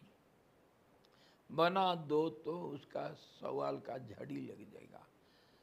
श्रावण महीना का झड़ी। ये दो प्रश्न नहीं है, 10 नहीं, 100 नहीं, अनंत सवाल इसके अंदर खड़ा होता है। और एक हुआ सारा सवाल का खत्म। इसी प्रकार वो कह रहा है, जो क्रम को व्यतिक्रम नहीं करती, मतलब उसको धर्म कहा गया। धर्म के अंदर पाप भी है। जब तक एक में नहीं समाया तब तक दो में धर्म भी रहेगा, पाप भी रहेगा, कारण रहेगा, कार्य रहेगा। कारण है तो कार्य अवश्य है, और कार्य है तो कारण अवश्य है। वो कार्य ही कारण बनता है। ये चक्र इसी प्रकार चलेगा। इसीलिए धर्म और पाप को समझना। धर्म ये है जो जैसे जिस प्रकार से गतिशील है उसका गति में बाधा नहीं डालना, और बाधा डालने से अनेकता होता है। इसीलिए प्रकृति का हर कोशिश बाधा डालने का होता हुआ हार्मनी रखना। कैसे? ऊंचा नीचा को देखो, जहाँ ऊंचाई है उसी के पास पास साथ साथ नीचाई है। कैसे? मकान का ऊंचाई कितना है? 20 फुट रख लो, 30 फुट रखो, हमको क्या आपत्ति है। 50 फुट रख लो, 50 फुट मकान का ऊंचाई, 5-6 मंजिला बिल्डिंग है। उसके ऊपर एक बच्चा 50 फुट के ऊपर छत के ऊपर खेल रहा था, सेल्फी ले रहा था, और लेते लेते गिरा। कितने में गिरेगा? 1 फुट गिरेगा? कितने गिरेगा? 50 फुट ही गिरेगा। तो ऊंचाई के साथ नीचाई है या नहीं? जहाँ ऊंचाई है वहीं नीचाई है। इसको समझना, तभी तो रिलेटिविटी कहा गया इसको। हर चीज में हर चीज है। This world is nothing but composition of pairs of opposites. Pairs से बनना अपोजिट, जहाँ हाँ है उसी के अंदर नहीं भी है, नहीं के अंदर हाँ है, हाँ के अंदर नहीं है, नहीं है नहीं है, दोनों इकट्ठा बोलना पड़ेगा। तो इसी प्रकार ये जो क्रम को जो नहीं बदलना उसको धर्म कहते हैं, उसका नाम नियति है। जो धारावाहिक ले जाता है उसी का नाम दैव है, उसका नाम किस्मत कहो, जो कुछ कहो, कर्म का फल, दैव, नियति और विधाता, धाता, विधाता इत्यादि इत्यादि बहुत नाम से कहते हैं इसको। ये जो कल्पना की है उसे स्वयं बड़े प्रयत्न के साथ भी वह बदल नहीं सकती है। कहने का तात्पर्य यह है कि उत्तर कल्पनाओं में वही स्थिर नियति बनी रही। उत्तर कल्पना मतलब परवर्ती जो कल्पना किया गया, एक क्रम का जो एक कल्पना किया गया, मतलब परिभाषा किया गया, इसी को नियति नाम से परिभाषित किया। जो प्रकृति भी है, नियति बदलती नहीं, प्रकृति बदलती है, वही नियति को प्रकृति कहा गया। अब इसको समझने के लिए कोशिश करो, दोनों को इकट्ठा विचार करने के लिए। जैसे ऊंचाई के साथ साथ नीचाई है, दोनों को इकट्ठा देखोगे, जहाँ हेड है वहीं टेल है, उसी का नाम कॉइन है। समझा? एक नाम दोगे तो वो पूर्ण नहीं है, और दोनों को इकट्ठा देखेगा। कर्मणि अकर्मजः पश्येत्, अकर्मणि च कर्मजः स बुद्धिमान मनुष्येषु सयुक्तः कृष्ण कर्मकृत्। वही तो बुद्धिमान है।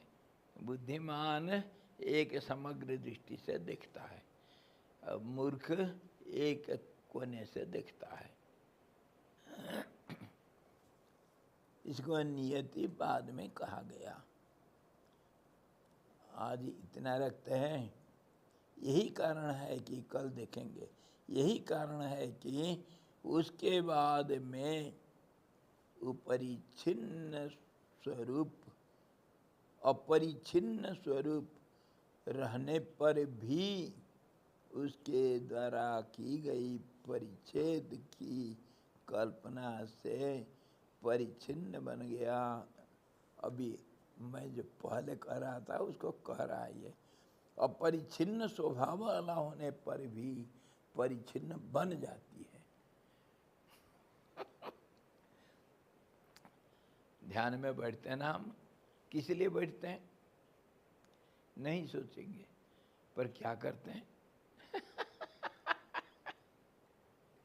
यही तो बात है। प्रकृति, इसी का मन का स्वभाव, इसी को तो प्रकृति कहते हैं। प्रकृति में दोनों चेष्टा साथ साथ चलते हैं,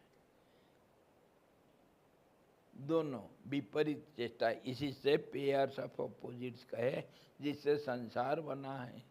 प्रकृति का यही रूप है। इसको कभी नहीं भूलना कि समता हमेशा रहेगा। समता के अंदर ही विषमता है।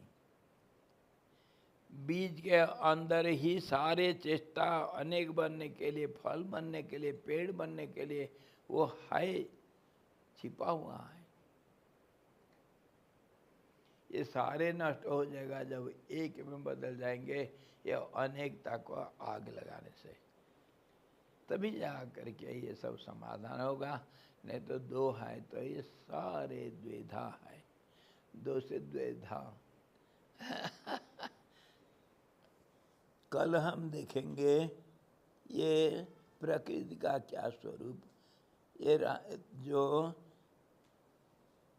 अपरिच्छिन्न स्वरूप रहने पर भी उसके द्वारा की गई जो परिच्छेद की कल्पना से परिच्छिन्न बन गया।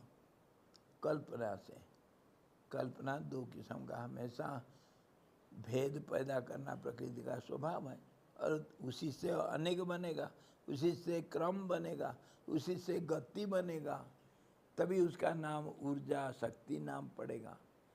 नहीं तो कैसा किस चीज़ की शक्ति। भेद जो पैदा करता है, अभेद में भेद पैदा करेगा, वो भेद में अभेद रहेगा। उदाहरण दिया था ना वो गणित का पहला लाइन में गलती कर दिया, और जितने पहला लाइन से दूसरे लाइन जो संबंध रखा वो सही रखा, तीसरा लाइन दूसरे लाइन के साथ जो बना वो भी सही बना, चौथा भी सही बना, तीसरे के साथ सही बना।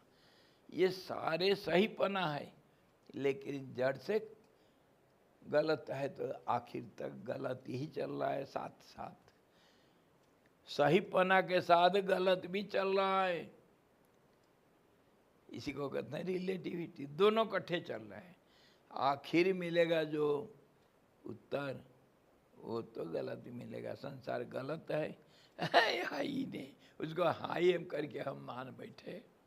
अगर मान बैठा तो उसमें धर्म भी है, पाप भी है, सीक्वेंस है, और उसमें देखो तो एक दूसरे के साथ संबंध सही है।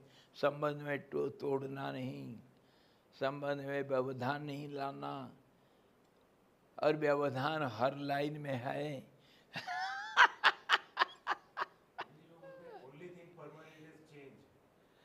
जी, परमानेंटली चेंज क्या माने आया?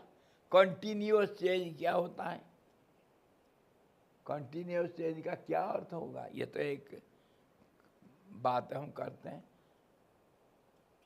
जो कंटिन्यूटी है, चेंज में कंटिन्यूएशन है, तो क्या अर्थ निकलता है ये? इसी प्रकार इसको प्रकृति का जो स्वभाव है, सच पूछिए तो चित्ती रूप होने से उस चित्त के ही रूप में शीघ्र वैसा भी स्थित हुआ। चित्त रूप से वो स्थित हो गया। चित्ती जो था शक्ति, वो स्थिर रूप से चित्त कहा गया, और अस्थिर हो जाएगा तो चित्ती मतलब शक्ति, चलन शक्ति। जो स्थिरता में अस्थिरता हम बार बार कह रहे हैं, इसीलिए जो स्थिरता है उसी में तो अस्थिरता दिखेगा। चित्त ही अनेक भावनाओं को पैदा करेगा। बीज ही कितने पेड़ों को जन्म देगा, एक नहीं। उस पेड़ के अंदर भी हजारों फल, हजार बीज, और उसमें भी एक एक बीच में अनेक हजार हैं, चेन रिएक्शन चलता है। इसी प्रकार इसका हम जो विचार कर रहे हैं, ये कहाँ से आया ये सब? ये कहाँ से आया? किसके आधार से हम विचार कर रहे हैं? इसके विषय हमारा क्या है? हर व्यक्ति स्वयंभू है और जत ब्रह्मांडे तट पिंडांडे, जो ब्रह्मांड में है वो तुम ही हो और तुम्हारा ही संसार है। तुम ही संसार हो, तुम ही एक मॉडल हो और तुम ही अगर सोचोगे तो तुम ही परमात्मा भी हो। इसको इतने विचार करने के बाद अगर नहीं मानोगे तो फिर क्या कहा जाएगा? है धोबी के कुत्ते कहा जाएगा। क्या नाम देंगे? ना यहाँ का ना वहाँ का। हाय रे विधाता, वो विधाता का नाम ले रहे जो धारण नहीं कर सकता है। चलो देखेंगे फिर कल इसको। हमारा विषय इतना ही है, जो समष्टि में है वो व्यष्टि में एक ही चीज़ है, और जो व्यष्टि है या अथवा समष्टि है वो स्वयंभू अपने आप बना है, उसके लिए कोई कारण नहीं। अकारण कारण, खुद ही बना और खुद ही बिगड़ने के लिए शक्ति उसी के अंदर है। उद्धरेत आत्मनात्मनम, तुम्हारे उद्धार कोई नहीं कर सकता है। इसके ऊपर सवाल करो, कोई नहीं कर सकता है। बोलो हाँ या नहीं। कोई नहीं कर सकता है ना। तुम स्वयं तुम्हारे मुक्ति का कारण है, तुम ही तुम्हारे बंधन का कारण है, ये शास्त्र भी कह रहा है। मन ये व मनुष्याणाम कारणम बंध मोक्षय हो, दोनों का कारण मन ही है। तुम ही हो, तुम ही मन रूप हो। मन ही तुमको पैदा किया, तुम ही मन को पैदा किया। अच्छा, ऐसी बात है।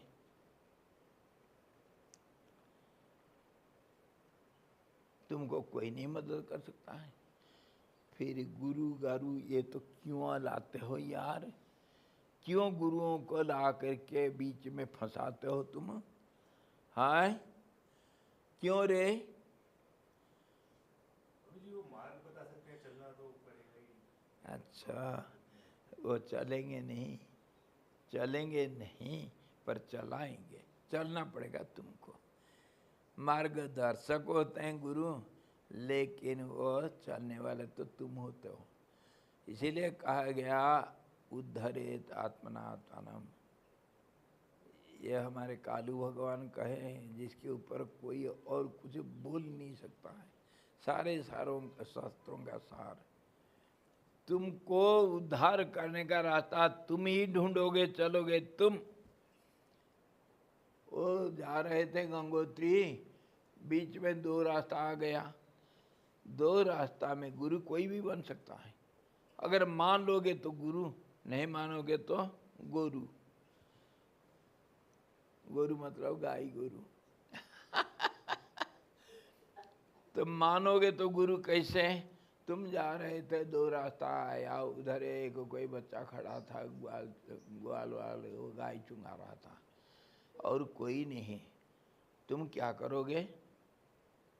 उसको पूछोगे या नहीं? तुम तो अनजान हो, तुम अजनबी हो। तुम गंगोत्री जाना चाहते हो, अभी दो रास्ता आ गया तो पूछोगे या नहीं पूछोगे? वो बच्चा कुछ वहीं खड़ा है, उसको सब मालूम है। बच्चा होने से क्या हुआ? वहीं का है, दिन रात वहीं गाय चुंगाता है। इसीलिए वो अगर कुछ बोल दिया, ये रास्ता पकड़ो, इसमें तुम गंगोत्री पहुंच जाओगे। तुम मानोगे या नहीं मानोगे? इसलिए गुरु के ऊपर कभी विचार नहीं करना है कि गुरु कैसा है। मान लिया तो मानना चाहिए।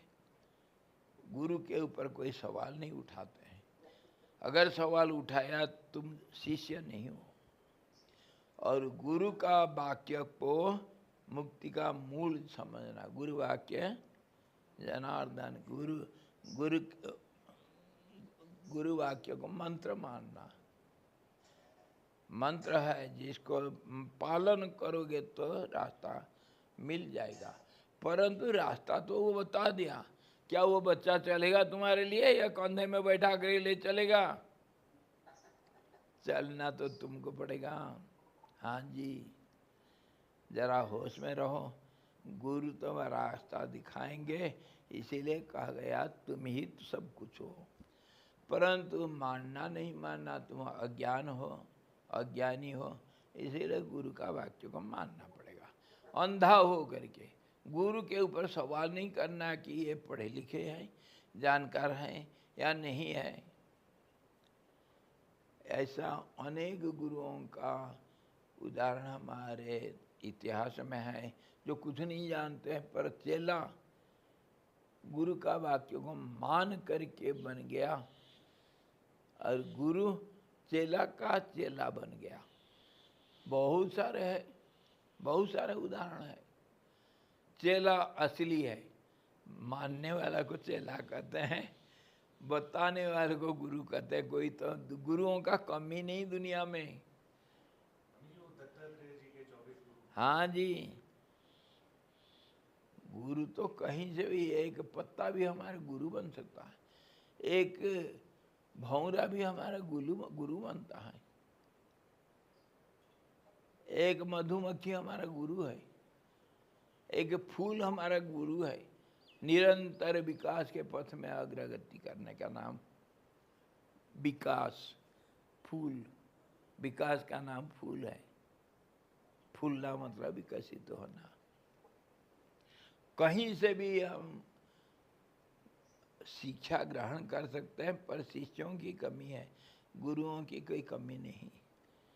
दुनिया में गुरु गुरु, परंतु शिष्य की कमी है। इसीलिए अगर शिष्य बनोगे, उद्धार अपना आप करोगे, तब तो कुछ मिलेगा, नहीं तो गया धारोम धार। धोबी के दोस्त। हरि ओम। पूर्णमदः पूर्णमिदं पूर्णात् पूर्णमुदच्यते पूर्णस्य पूर्णमादाय पूर्णमेवावशिष्यते। ओम शांति शांति शांति। सद्गुरु भगवान की जय। सच्चिदानंद भगवान की जय। शब्द ब्रह्म की जय। सरस्वती महारानी की जय। जोग वशिष्ठ जी भगवान की जय। हाँ भाई, कल गुरु